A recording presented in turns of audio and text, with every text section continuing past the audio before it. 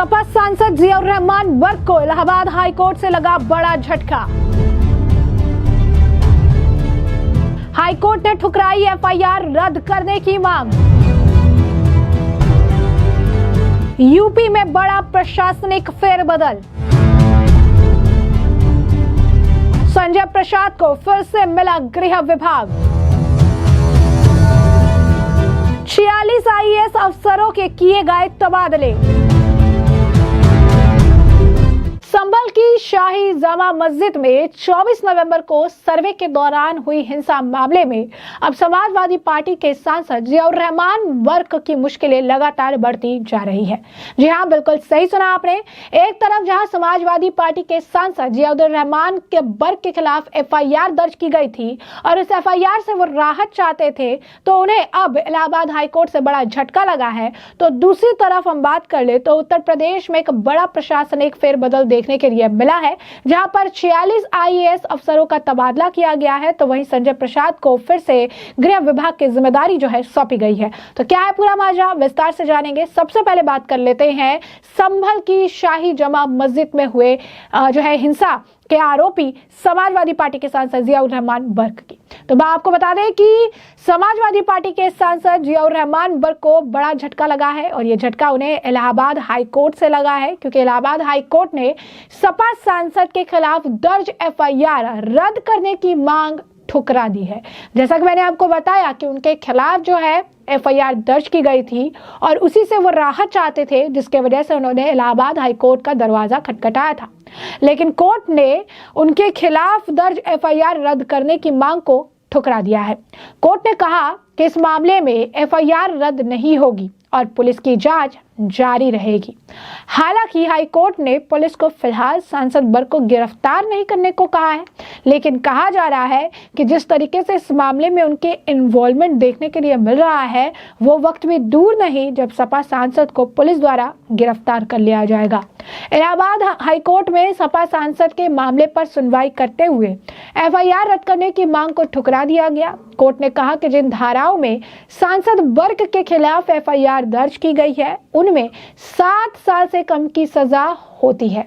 इस मामले में पुलिस सांसद वर्ग को नोटिस जारी करेगी और नोटिस जारी कर उन्हें पूछताछ के लिए बुला सकती है।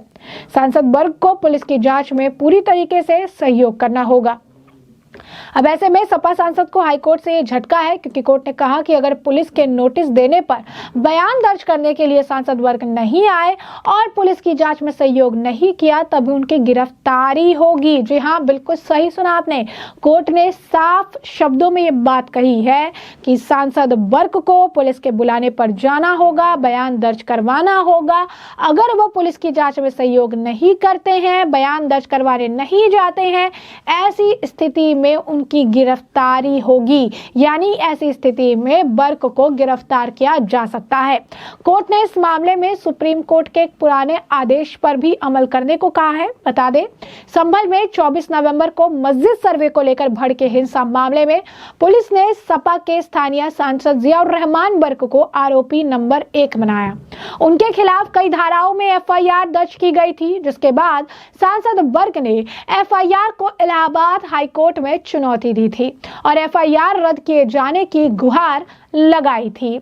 इस मामले पर जस्टिस राजीव गुप्ता, जस्टिस अजहर हुसैन इदरिसी की डिवीजन बेंच में सुनवाई हुई। सांसद जियाउर रहमान वर्ग की तरफ से अधिवक्ता इमरान उल्लाह और सैयद इकबाल अहमद ने दलीलें पेश की और बताया कि जिस दिन हिंसा भड़की थी वो शहर में मौजूद नहीं थे। यूपी सरकार की तरफ से शासकीय अधिवक्ता AK संड ने पक्ष जो है रखा था। अब ऐसे में आप समझ सकते हैं कि किस तरीके से जो है अब जियाउर रहमान की मुश्किलें बढ़ रही है और उन्हें किसी भी तरीके से इस मामले में राहत नहीं मिल रही है। एफआईआर भी रद्द की नहीं की गई है और कोर्ट ने भी बता दिया है कि अगर पुलिस की जांच में सहयोग नहीं करेंगे, सवालों के जवाब देने नहीं आएंगे, तो उनकी गिरफ्तारी भी की जा सकती है। वहीं दूसरी तरफ हम बात कर लेते हैं उत्तर प्रदेश की। तो उत्तर प्रदेश की नौकरशाही में बड़ा फेरबदल देखने के लिए मिला है, जिसमें 46 आईएएस अफसरों का स्थानांतरण हुआ है। जैसा कि पहले ही अनुमान लगाया जा रहा था कि प्रदेश में बड़े पैमाने पर आईएएस और आईपीएस अफसरों के प्रमोशन के बाद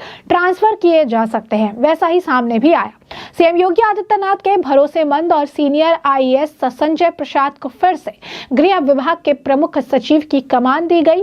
वैभव श्रीवास्तव को सचिव गृह बनाया गया। अजीत कुमार को सचिव कृषि विभाग की जिम्मेदारी संभालेंगे। राजेश कुमार को खाद्य और औषधि प्रशासन मामलों का आयुक्त बनाया गया। अखिलेश मिश्रा अपर राज्य निर्वाचन आयुक्त की कमान संभालेंगे। अटल राय सचिव पंचायती राज बनाए गए हैं। नरेंद्र कुमार पांडे की सचिव ग्राम्य विकास विभाग की नियुक्ति की गई है। ब्रजेश नारायण सिंह परिवहन आयुक्त उत्तर प्रदेश बनाई गई है। चंद्रभूषण सिंह सचिव व माध्यमिक शिक्षा का प्रभार संभालेंगे। अनुज कुमार झा नगर विकास सचिव का कार्यभार सौंपा गया है। एमके सुंदरम प्रमुख सचिव और श्रम और सेवायोजन के पद पर तैनात किए गए। इस तरीके से तमाम फेरबदल किए गए हैं। जानकारी के अनुसार यूपी सरकार ने शासन में शीर्ष स्तर पर अपर मुख्य सचिव से विशेष सचिव तक 46 अफसरों का ट्रांसफर किया है।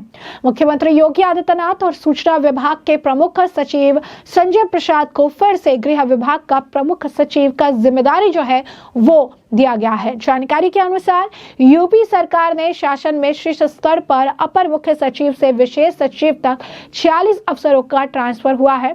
मुख्यमंत्री योगी आदित्यनाथ और सूचना विभाग के प्रमुख सचिव संजय प्रसाद को फिर से गृह विभाग का प्रमुख सचिव बनाने की जिम्मेदारी वो सौंपी गई है। और ऐसे में हम आपको बता दें कि सीडीओ और डीएम का कामकाज भी संभाला गया है। लोकसभा चुनाव के दौरान उनसे ये जिम्मेदारी ले ली गई थी।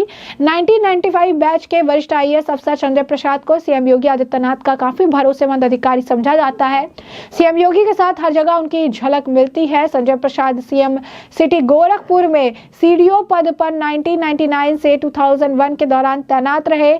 लखीमपुर खीरी, महाराजगंज, गाजीपुर, आगरा, बहराइच और प्रयागराज के जिला अधिकारी के तौर पर उन्होंने जिम्मेदारियां संभाली। फिर शासन में शीर्ष स्तर पर उन्हें मौका भी मिला। 5 साल पहले मुख्य सचिव उनकी जिम्मेदारी थी। तो सीएम योगी के 2017 में सरकार के वक्त संजय प्रसाद केंद्रीय प्रतिनियुक्ति पर थे। वो लगभग 4 साल विज्ञान और प्रौद्योगिकी विभाग में संयुक्त सचिव पद पर तैनात थे। 2019 में संजय प्रसाद की यूपी में आते ही उन्होंने बड़ा ओहदा मिला और सीएम योगी का प्रमुख सचिव बना दिया गया है। तो ऐसे में आप देखिए किस तरीके से उत्तर प्रदेश में बड़ा उलटफेर देखने के लिए मिला है। प्रशासनिक उलटफेर है, जहां पर संजय प्रसाद को फिर से मुख्य सचिव और साथ ही साथ मुख्यमंत्री प्रोटोकॉल और सूचना जनसंपर्क विभाग के साथ प्रमुख सचिव, गृह, गोपन, वीजा, पासपोर्ट तथा सत्कर्ता विभाग के पद का अतिरिक्त प्रभार सौंपा गया है। तो इसी के साथ साथ हमने आपको बताया कि किस तरीके से जियाउर रहमान वर्ग की मुश्किलें संभल हिंसा मामले में बढ़ती जा रही है और अब उनकी गिरफ्तारी भी इस मामले में हो सकती है, क्योंकि कोर्ट ने एफआईआर रद्द करने के मामले में जियाउर रहमान वर्ग को किसी भी तरीके से कोई राहत प्रदान नहीं की है। साथ ही साथ कोर्ट ने साफ स्पष्ट शब्दों में भी ये कहा है, पुलिस जांच में अगर वर्ग सहयोग नहीं करते हैं, पुलिस के बुलारे पर अगर वो नहीं जाते हैं, बयान दर्ज नहीं करवाते हैं, ऐसी स्थिति में जियाउर रहमान वर्ग की गिरफ्तारी पुलिस कर सकती है। यानी साफ तौर पर अब गिरफ्तारी की तलवार जियाउर रहमान वर्ग पर संभल हिंसा मामले में लटकती नजर आ रही है और कभी भी उनकी गिरफ्तारी हो सकती है। तो ऐसे में हमने आपको ये जो पूरा मामला है ये बड़ा विस्तार से बताया है कि ये पूरा मामला क्या है। और ऐसे में अब इस पूरे मामले पर आपकी भी जो राय हो हमें कमेंट सेक्शन में कमेंट करके जरूर से जरूर साझा करिएगा। धन्यवाद।